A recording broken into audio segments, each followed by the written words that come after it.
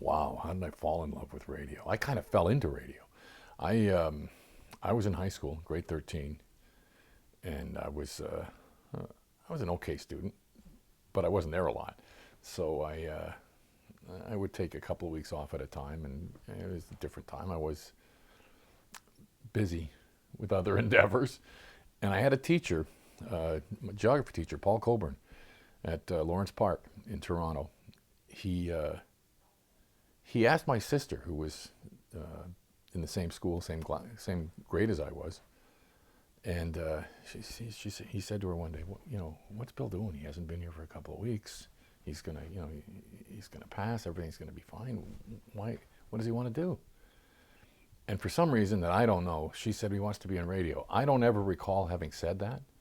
I was kind of a class clown. I had one English teacher who would have me read stories, and I'd be all the characters, and so there was an element of that. But I'd never really said I wanted to be in radio. I was listening to Chum FM at the time.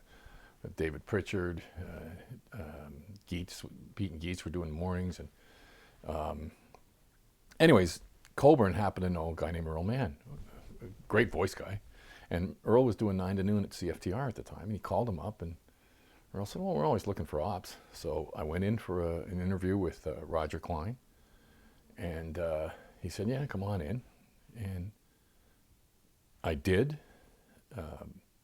Now, I had once been in a radio station before that. I had a friend of mine who was working at CFRB, and like 2 days before I went to CFTR for the interview, he showed me around CFRB. I had never seen a radio station, no idea how it worked, and started as an op. Worked the first month of overnights free, and I just learned to love it. Rick Allen was the guy who was doing all nights at the time, who was Rick Moranis. So we'd sit and laugh all night. It was a lot of fun. And that's how I started. I was still going to school during the day, sleep at night, go down at midnight. I was there Duke Roberts' first day. It was a little weird. I think Duke might have been on something. I know I was. Yeah, and that's how I learned to love it. It was, I think one of the things that happened with radio, especially back then, it was, it's an overused term, but there was a magic to it. It was a lot of fun, and, so, yeah, that's how I got into it.